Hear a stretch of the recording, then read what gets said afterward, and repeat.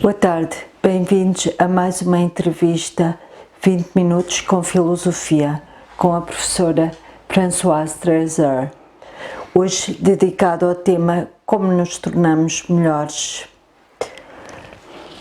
Boa tarde, professora. Boa tarde. Um prazer em estar aqui e poder fazer algumas perguntas. Prazer é meu. Então, como nos podemos tornar melhores pessoas? Ora bem, em relação a essa pergunta, eu vou fazer o seguinte. Eu vou virar a pergunta. Será que queremos mesmo ser melhor? Eu acho que sim. Eu vou falar de uma coisa. Em geral, e eu penso que aqui está uma aplicação por vezes um pouco errada, não é? Daquilo que é o melhoramento pessoal. A maior parte das vezes o que pretendemos é ser melhor que os outros. Isso é muito diferente de ser melhor para os outros. Ou seja, eu entendo que a sua pergunta tem a ver com a segunda possibilidade. Como nós podemos ser melhor para os outros. Sim. E isso é importante. É importante porque quando realmente temos esse desejo de nos tornar as pessoas melhores, não só por uma valorização pessoal, mas também para podermos, a nível social, a nível afetivo, a nível familiar, poder contribuir para que os outros se sentem bem à nossa volta e que podemos lhes trazer algo que, através de um trabalho pessoal, através de um esforço para realmente superar algumas indigências, algumas fragilidades, podemos de facto recuperar muito da nossa autoestima, e eu penso que isso é fundamental nos dias de hoje. Porquê é que hoje não se fala das virtudes? Estarão em desuso? Bem, as virtudes, primeiro vamos procurar saber o que é uma virtude. E depois é bom recordar que uma virtude não é uma moda. Ou seja, as modas obrigam-nos a mudar todos os dias, tem a ver com a nossa aparência, a parte mais exterior da nossa personalidade, e que muitas vezes tem que se adaptar às mudanças que ocorrem no seio da sociedade. As virtudes constituem um eixo, o eixo central que está por detrás da personalidade. A própria palavra virtude, que é uma palavra que tem uma origem latim e que vem de vira, vira que significava, sobretudo para os romanos, virilidade, então toda a palavra vem daí, virilidade. Sem querer associar esta palavra a um fator exclusivamente mais masculino, eu direi que ela representa essa fortaleza interior. Aquilo que nos permite, nos proporciona sermos fortes, resistentes aos embates da vida, às dificuldades, aos obstáculos, mas ao mesmo tempo capaz de poder renovar-nos, eliminando gradualmente aquilo que nos pode debilitar, que nos pode fragilizar. As virtudes nunca passarão de moda. Primeiro porque elas constituem o eixo principal da individualidade humana. Ou seja, considerava-se a virtude como o poder oculto da alma. Ou seja, uma fonte de energia, porque requer energia, requer empenho, requer esforços, para podermos elevar a nossa consciência, um pouco como se fosse erguida por um elevador que permitisse nos superar a nós próprios, dando a cada oportunidade aquilo que constitui um exemplo de excelência. As virtudes estão muito ligadas à conduta.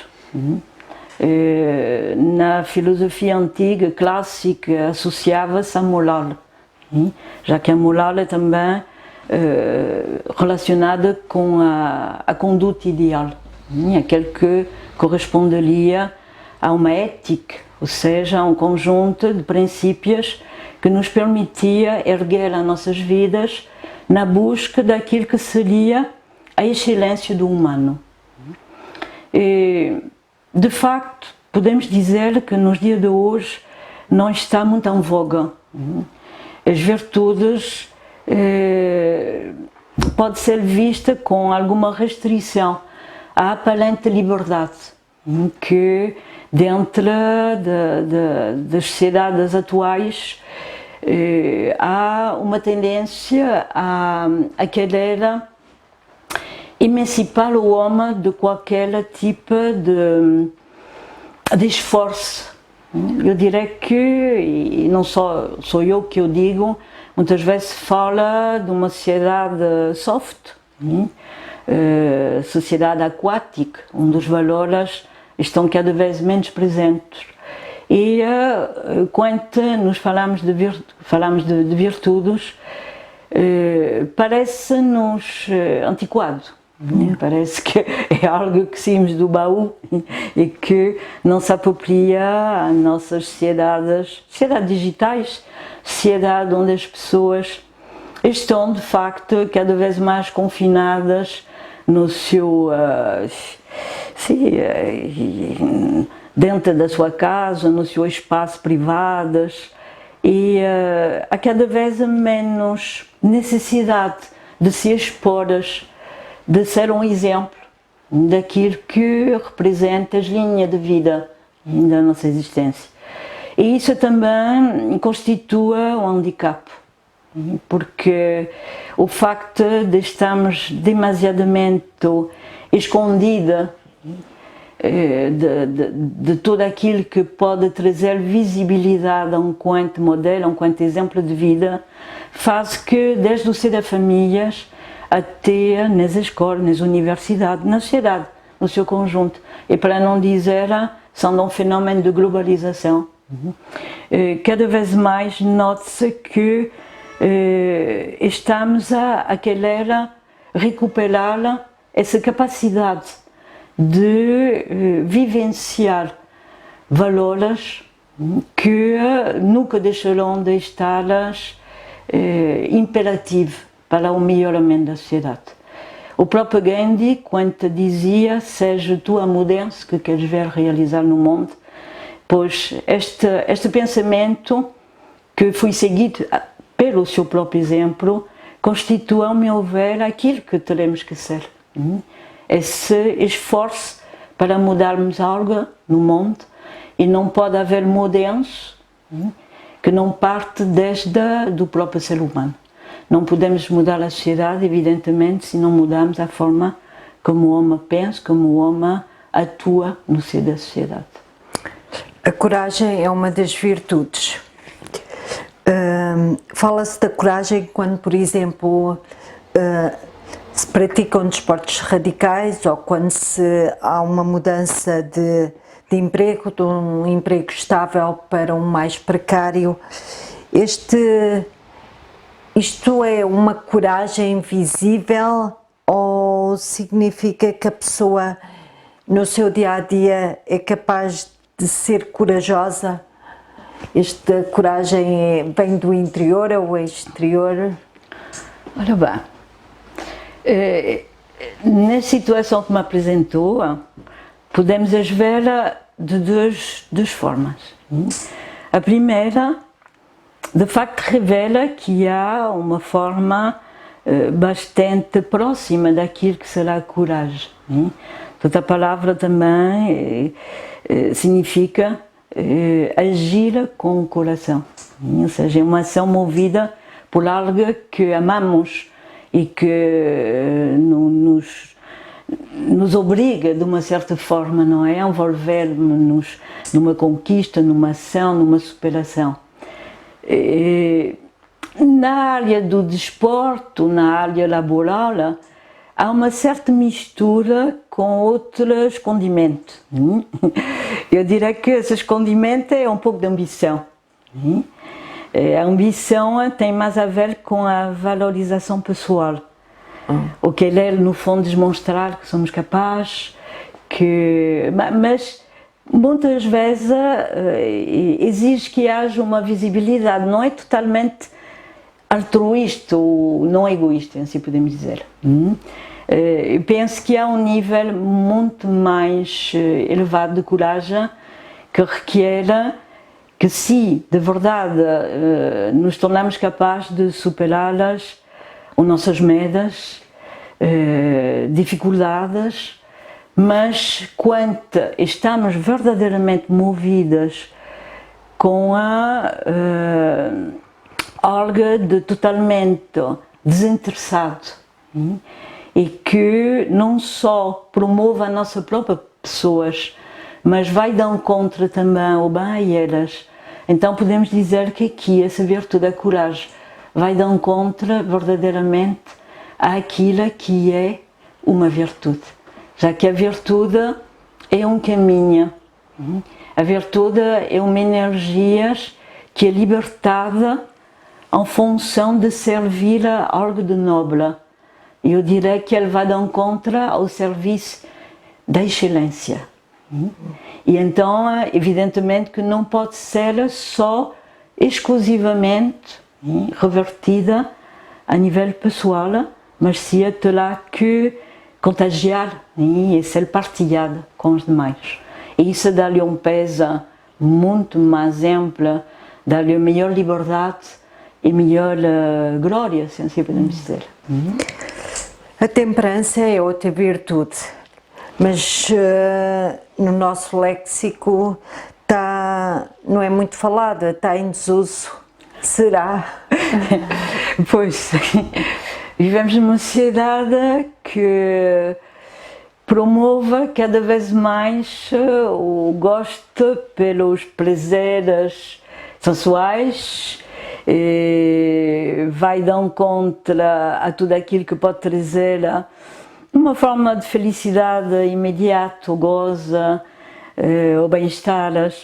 A propósito disso, um pouco em termos de brincadeiras, que não deixo de ter aqui muito verdade, uma vez lia um exemplo muito engraçado, que dizia o seguinte: as pessoas, quando, por exemplo, são noivos ou pretendem casar-se, vão dizer à sua companheira ou ao seu companheiro: tu vais ver, eu vou te tornar uma pessoa feliz. Na verdade, o que acontece pode, durante alguns meses, de facto acontecer alguma felicidade, descontração, mas pouco mais depois já vamos ouvir outro dizer: afinal eu julgava que tu me tornaria feliz. Então, o que é que nós queremos? Queremos tornar o outro feliz ou ser feliz através do outro? É um pouco como regressar à pergunta inicial. E é bom pensar sobre isso, porque muitas vezes aquilo que procuramos na vida tem muito a ver com a dependência de gratificações externas, seja elas materiais, seja ela afetiva, seja elas em termos de nome, de prestígio. A temperança é uma virtude extraordinária, muito esquecida também, uma virtude cardinal, que fala das justas medidas, ou seja, daquilo que é o justo meio. Meia essa que estará sempre entre o excesso e as carências, ou seja, ou por ter de mais ou por ter de menos, há necessidade de encontrarmos sempre um equilíbrio. E uma pessoa temperada é uma pessoa que procura viver de forma sensata, equilibrada, e que nos tempos que venham, e eu penso que esse é um lema e é uma virtude que deve ser integrada nas nossas próximas temporadas, que é evitar todo o tipo de excesso que faz que cada vez mais produzimos uma contaminação a nível planetário que requer uma tomada de consciência urgente, não só ecológica, mas a nível das nossas próprios costumes de vida. Para finalizar, fala-nos de outras virtudes, tais como a constância, a humildade, a generosidade, a tolerância, são igualmente importantes? Todas elas, podemos chamá-las, sim, são poder oculto da alma humana, são joias. A primeira é a constância. A constância. Constância também faz parte das virtudes imprescindíveis para que o nosso caminho de vida possa ser um caminho com continuidade. Ninguém segue alguém que hoje está aqui, amanhã está lá, que nunca está presente porque está desnorteado. A constância requer isso. Não só imaginamos o ser de uma família, quando os pais estão ausentes, como que os filhos podem ser educados, ter um exemplo de constância. E há uma necessidade de perdurar naquilo que consideramos bom, que vai dar conta ao tal bem, que é realmente o propósito de todas as virtudes. E eu penso que é a revelação de uma constância no nosso modo de vida, de integralidades, de compromisso com aquilo que justifica os próprios valores essenciais das nossas existências. A humildade. A humildade também, coitadita, é muito maltratada. Parece que sou humilde, coitadinha, mas é mesmo, a ideia que temos coitada, é um humilde. Seja, há sempre uma desvalorização nestas virtudes que é, com certeza, e isso é transmitido por todos os grandes mestres de sabedoria, referia a humildade como a mais nobre de todas as virtudes. Porquê? Porque é aquela que se inclina e que se esquece quando é confrontada com o melhor, com a excelência, com a verdade. E essa capacidade nos fazê-las não diminutas, mas de ser capaz de se reconhecer aquilo que é mais alto, mais nobre, melhor. E isso requer que o nosso orgulho vai diminuindo pouco a pouco, ou seja, diminuir a dose de ego que muitas vezes, enfim, colocamos nas nossas relações. E posso vos dizer que a humildade traga-nos uma capacidade incrível de aprendizagem, de poder estar à escuta, de aprender, de ver, observá-las, e isso é maravilhoso. E a generosidade? Generosidade vem de raiz. E costuma-se dizer que a generosidade é aquele que introduz no caminho do amor.